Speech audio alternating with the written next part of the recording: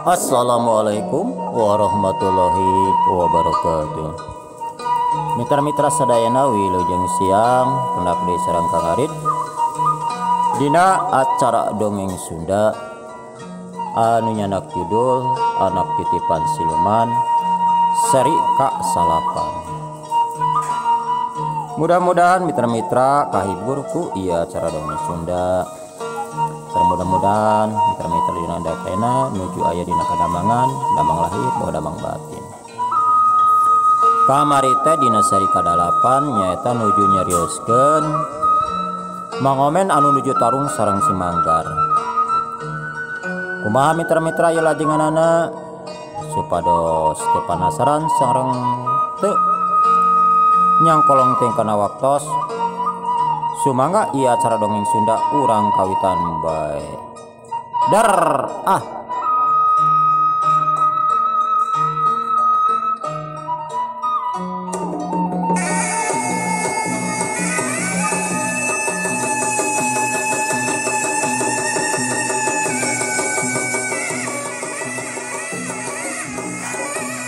Cakakak Mang Omen seri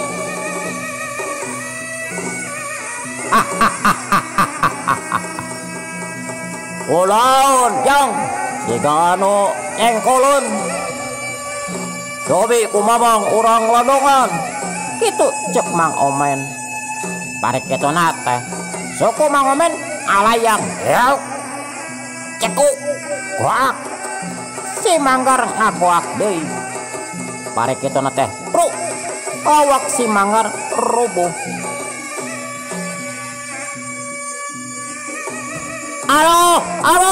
Aduh, gitu cek si Manggar.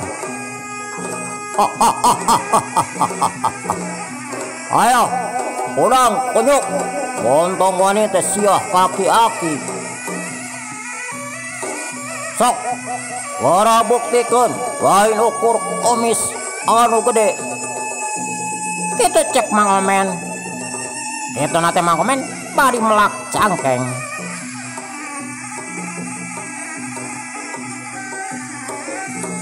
Atau dikitukan mah si Manggar celina asa disebit kanyerit dirasa anu saterusnya konel si Manggar hudang serepet si Manggar ngalugas bedogna. Edan siah edan kodoko iya siah kunyok gitu cek si Manggar. Balik gitu nate jeleng luncat sola badog menibang baraan rek nigas beheung Mang Omen. Eta badog ngolebat tapi sakilat lep Mang Omen ngelok los badog teh ngageblos tapi badog si Manggar meni sakilat mulawit tahanap rek nyacar bitis Mang Omen. Cileng Mang Omen luncat plos pedok si Manggar ngageblos deui nyamos ngakan angin. Tapi si Manggar teh cicing terus nyusul tepus ku pedogna. Pedok si Manggar rebut bek kaluhur jeung kahadap. Kadang-kadang rek ngarocok peteng. Maksud si Manggar rek ngacak-ngacak awak Mang Omen. Tapi Mang Omen lingas kacida hese di alana jeleng kaditu jeleng kadieu jeung bangun anu hampangeun siga anu teu ngarasakeun capek estuning kanginas rikat dina gerakanana. Anu saterusna si Manggar luncat bari narajang deui ku bedogna. Maksud si Manggar rek ngahanca tak Mang Omen. Tapi ku Mang Omen ayeuna mah jadi gewarkeun. Eta bedog si Manggar ditewak kuleungeun katuhuna. Yuk kep. Eta bedog beunang pisan ditewak. Itu nate Mang Omen baris seri nyakakak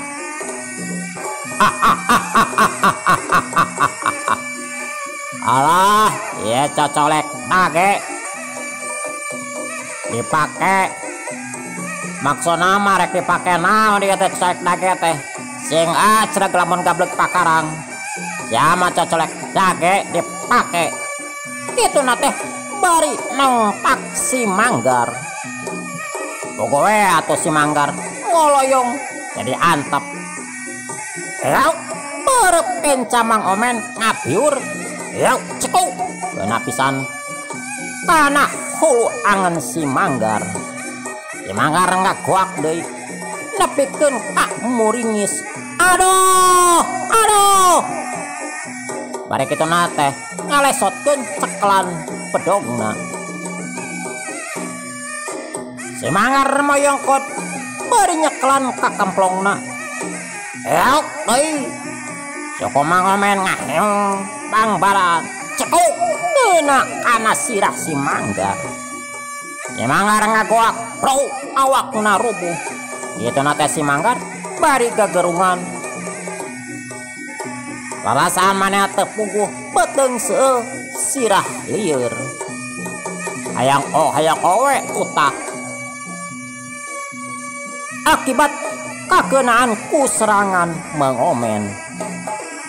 Oyo, begol, edan, udang deui sia.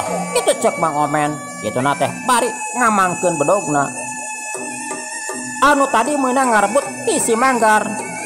Atot banget si Manggar menipias kumaha we anu eueuh getihan. Aduh,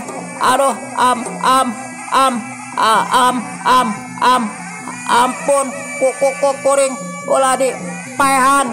Kitu cek si Manggar.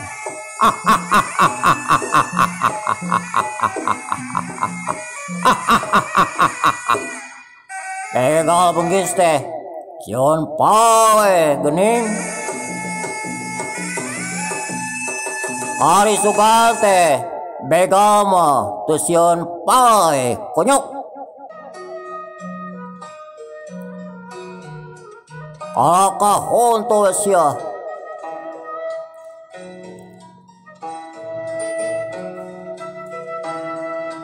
Amun sia mumul ditek-tek peheung.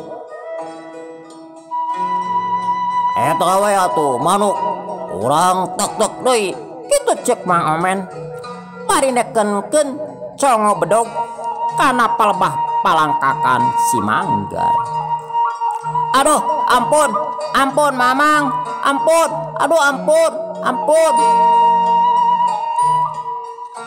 Kitu cek si Manggar ampun-ampunan.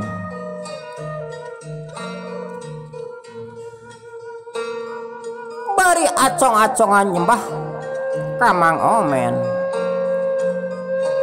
Cek pikir manehna wah cenah lamun manukna ditek-tek cilaka. Bonor si ampun. Moal deui.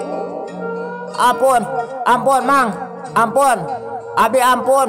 Moal deui. Nyan ampun. Awas ya. Amun sia ngaganggu deui ka si Aki. Si aku aing dikacoran. Moal aya hampura. Ampun Mang. Aduh ampun Mamang, ampun. Hei, mana bakar? Adieu.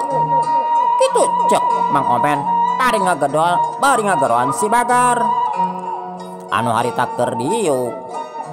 Atuh si Bagar meuni rawas. Si Bagar meuni ngayek-yek. Pas digeroan ku Mang Omen.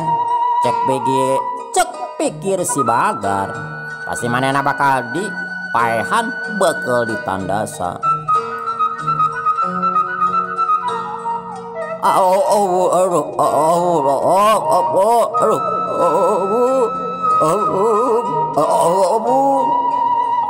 Kitu cek si Bagar.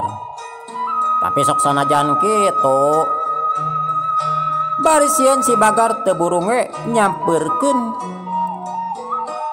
Kituna teh nyampeurkeunana bari ngagengsor.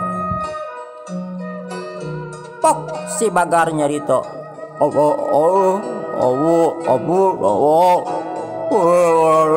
Paihan.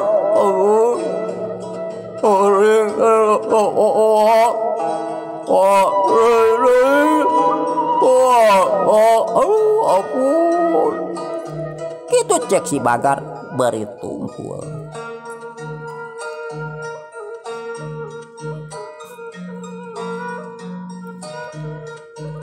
Hei, Bagar, yang mana Bagar? Ok, ku dewek di Hampura. Yang moal di Paihan. On, dimimiti ayeuna. Orodan oi, kalakuan kitu petote.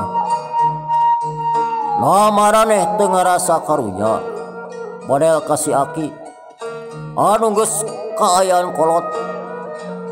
Salila ieu diperes ku sila lain. Lah si lain teu boga kolot, teu boga bapak, teu boga aki. Cik atuh, perasaan teh di mana?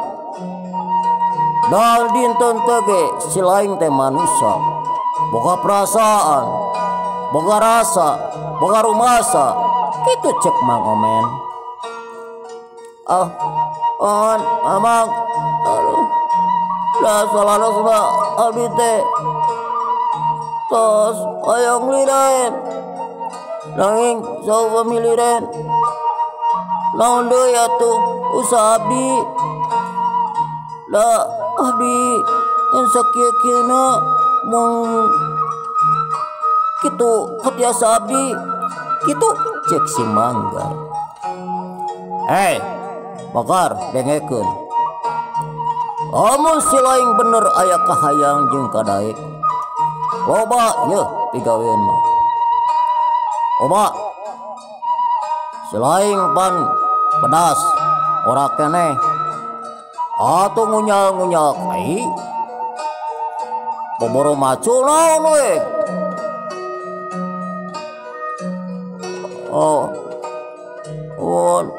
Ampun Mang, aduh ampun. Kitu cek si Manggar. Jong dewek anya sakali deui. Bener, bade duaan hayang usaha nyaeta neangan rezeki anu halal. Kitu cek Mang Omen. Amun babak abdi pun hayang kitu hayang usaha abdi saja tobat. Lamun kitu hok ku dewek dibantuan. Kitu cek Mang Omen. Kitu nate Mang Omen gancang nyokot emas 2 siki. Ari teh emas teh gedena sagede duit ringgit. Tapi ieu mah rada kandel. Lamun diukurkeun kana duit mah wah pokona mah badag we lamun eta dijual. Sok eta mas dibikeun ka si Bagar jeung si Manggar. Lah ieu keur maneh Manggar, tah ieu keur maneh Manggar. Cukup keur 3 atawa 4 bulaneun. Tah lamun geus beak maraneh datang we ka kampung Dangdur tanyakeun aran dewek Mang Omen. Kitu cek Mang Omen. Atuh si Bagar jeung si Manggar meuni colohok bengong asa teu percaya kana tetempuanana.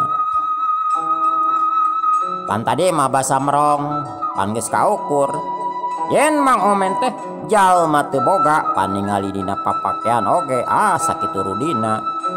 Teu nyangka dina pikirna yen Mang Omen mawa emas anu sakitu lobana. Make bengong boto teu kitu cek Mang Omen. Priyogi pisan nun. Kitu cek si Manggar. Kitu nate bari gancang nampanan eta emas. Toh ayeuna mah sok enta dihampura ka si Aki. Lamun geus menta dihampura sok gancang eta emas jual belikeun kana bubutuh. Kitu Kitu cek Mang Omen. Atuh teu hararese si Bagar jeung si Manggar gancang menta dihampura ka si Aki. Bari si Bagar jeung si Manggar janji lamun geus ngajual eta emas rek malikeun duit anu pernah dipentaan salila ieu ku manehna. Sok sanajan si Aki ge geus ngabebaskeun cek si Aki bae cenah nu geus mah ngan Ujang duaan kudu ngeureunnan kana kalakuan anu goreng. Tapi kekewe si Bagar jeung si Manggar rek malikeun duit.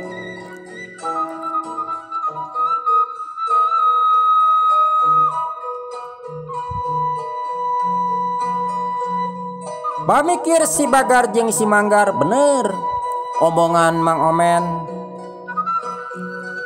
Da dina meres ge da kahiji aki-aki anu eueuh dayana, eueuh tanagana. Mun kitu mah cenah kasarua preman atawa begal rada leuheung. Geus beres kitu mah si Bagar jeung si Manggar pamit bari nganuhunkeun ka Mang Omen. Jeung hiji mangsa manehna bakal datang ka kampung dangteur rek ngadon usaha, rek ngadon ngadudungan ka Mang Omen.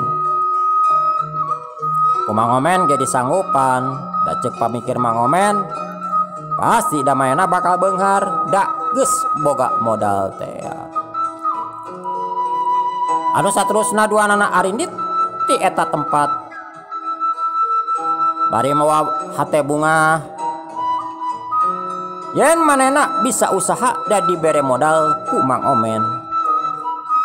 Geus beres kitu mah Mang Omen ge gancang nyampeurkeun deui ka si Aki. Tah Ki, ayeuna mah beres atos. Aki sing jongjon usaha sok sing tenang. Ayeuna mah si Bagar jeung si Manggar geus moal ngaganggu deui ka Aki. Kitu ceuk Mang Omen. Aduh Ujang hatur nuhun kasep geus nulungan Aki nya meureun ieu we jalana ku datang Ujang. Aki bisa tentrem bisa tenang dina usaha. Kitu ceuk si Aki bungaheun pisan. Ya kitu we Ki. Tah ieu mah lain ngahinakeun. Ieu keur modal Aki sok gunakeun. Kitu ceuk Mang Omen. Kituna teh bari ngosongkeun duit teuing sababaraha benggol nama ngan anu puguh mah cukup keur modal si Aki keur minuhan eta warung. Tadina mah si Aki kekepehan, tapi ku Mang Omen dipaksa. Ki lamun teu narima sarua jeung teu narimakeun kanyaah. Atau anu saterusna mah eta duit ditampanan. Geus beres kitu mah anu saterusna Mang Omen ini etan tepat nuluykeun perjalananna nyaeta rek nuju ka kampung Dangdir. Mang Omen terus lempang bari mawah hate anu bungah-bungangang.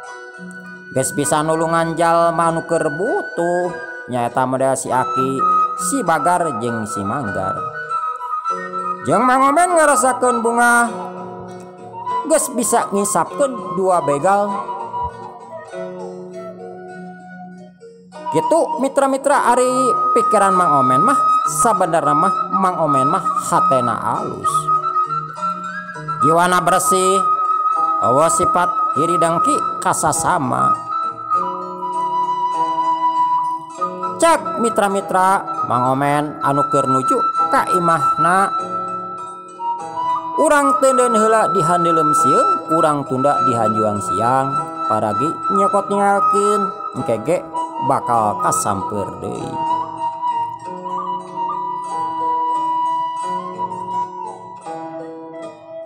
Ayeuna urang nyaritakeun biiti, harita biiti keur ngahuleng we sorangan.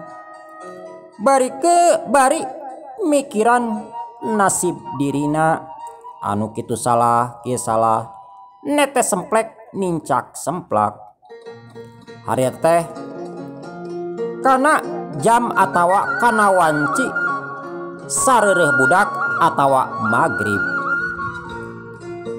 Mang Omen geus sabulan leuwih teu balik-balik ka imahna. Pikiran beuti tagiwur, ari disebutkeun maot da bisi hirup, ari disebutkeun hirup da memang eueuh balik.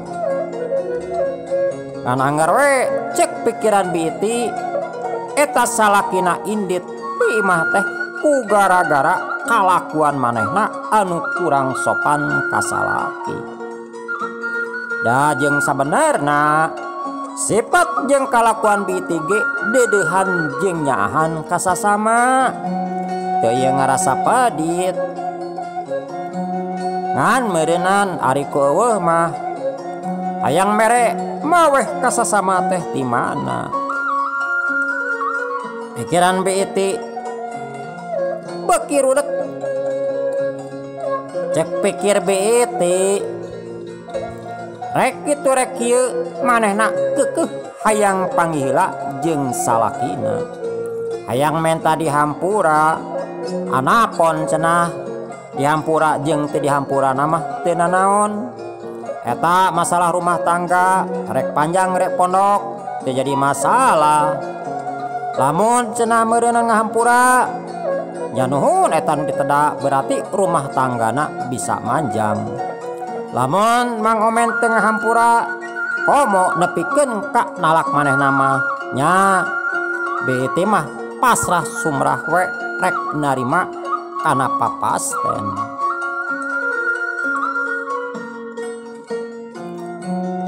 Aduh Kang Omen,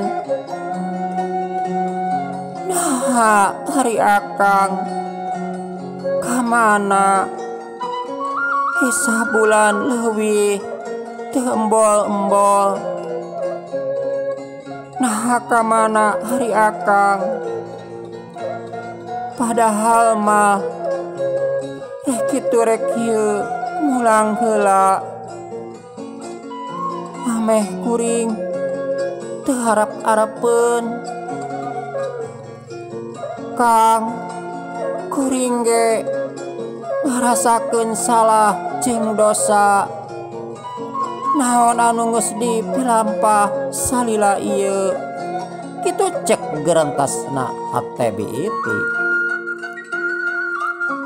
Keur kitu teu kanyahoan aya nu kaketrok kada panto atau beuti teh ningagurubuk keur ngahulang keur ngalamun aya nu kaketrok.